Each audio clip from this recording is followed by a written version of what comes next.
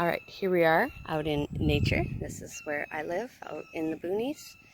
And here's my daughter Nikki helping me right over there. And we've got some items we found in nature.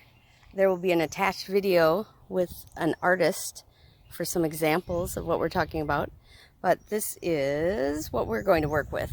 Some flower tops that we've cut off and some rocks.